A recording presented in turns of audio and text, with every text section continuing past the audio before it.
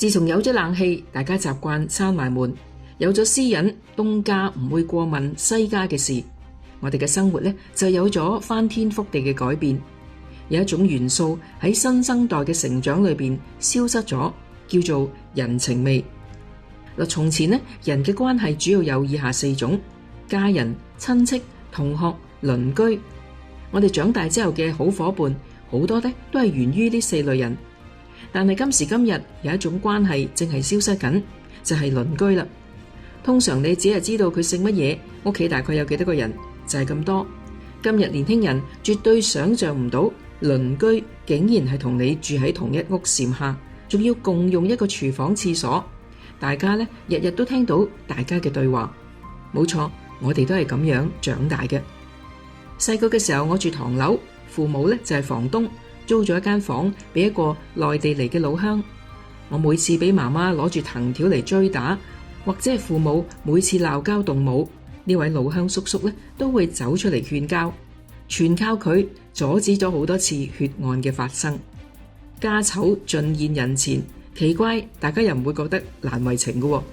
更奇怪嘅係我嘅鄰居竟然係一家織布廠，藏得喺唐樓裏邊，當然係間山寨廠。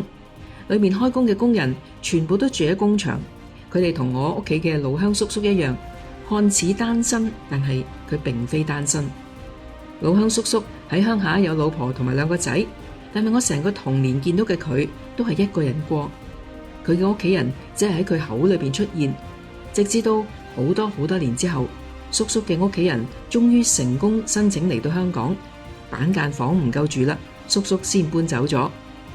嗰個年代好多家庭都係東南西北天各一方，孤身喺外邊賺錢討生活嘅呢，就只靠鄰里互相扶持。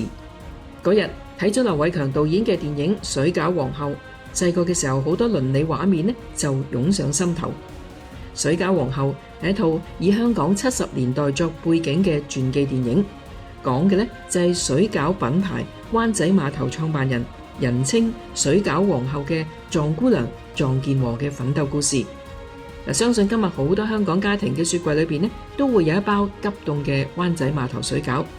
食慣咗雲吞嘅廣東人識得食北方餃子，好大原因都係因為呢位壯姑娘。佢將餃子普及咗，甚至將中國餃子帶到全世界。壯姑娘嘅故事或者大家都斷斷續續咁聽過。一個由山東嚟嘅新移民，為咗養活2個女，一個女人喺灣仔碼頭推住架木頭車賣北方嘅水餃，賣到街知巷聞，最後更賣到入超市，賣到成為上市公司。電影最難拍呢，就係成個故事都俾人劇透晒。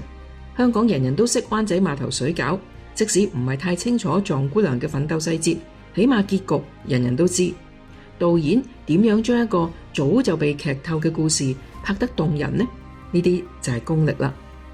劉偉強導演過去拍嘅呢，就係《古惑仔》、《頭文字 D》、《無間道》呢啲電影，飛車槍戰駕輕就熟。冇諗到拍文藝片呢，竟然都可以好似佢嘅動作片咁緊湊，令到觀眾緊湊咁動容，緊湊咁哭泣。因為好多場景都會令大家聯想到自身嘅經歷，因為我哋都係咁樣長大嘅。啱啱憑住《九龍城寨之圍城》攞咗香港金像獎最佳導演嘅鄭保瑞，佢喺首映禮之後話：我細個嘅時候都係住板間房，喺深水埗，俾阿媽打，隔離房會聽見嗰種。戲裏邊飾演包租婆嘅惠英紅亦都話：細個嘅時候喺銅鑼灣住板間房，包租婆就係個風塵女子。嗰時每日都見到好多生離死別、人情冷暖，亦都有好多溫情同埋守望相助。飾演糖水伯伯嘅袁富華呢，亦都係住喺西營盤唐樓嘅板間房。佢話爸爸係碼頭嘅苦力，自己亦都做過推車小販賣翻版成衣。電影裏邊最令我感動嘅呢，就係見到袁富華呢一位糖水伯伯身上邊着嗰件白色底衫。嗰個年代幾乎所有嘅基層男人都係着呢一種底衫嚟當外衣嘅，領同埋袖呢都係披晒口、穿晒窿，洗到好霉仲繼續着。我爸爸嗰件就係咁噶啦。水餃皇后唔單止係香港式嘅阿信的故事，更加係一個人情味嘅故事。或者年輕人覺得守望相助好老土，但係正因為大家嘅鄙視同埋忽視，呢種精神正在消失。劉偉強導演話，嗰個年代嘅社會普遍好窮，五湖四海嘅人聚喺呢度，語言唔同，生活困苦，反而會互相幫忙。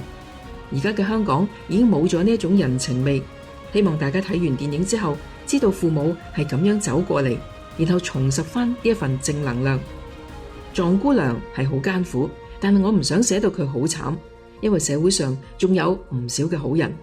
冇錯，香港仲有好多好人，香港更加需要呢一份失落嘅守望相助人情味。如果鍾意我哋嘅影片，請你撳 like 同埋 share 俾身邊嘅朋友。想收到我哋最新嘅影片，記得訂閱我哋嘅頻道同埋撳埋個啷啷啊！多謝大家。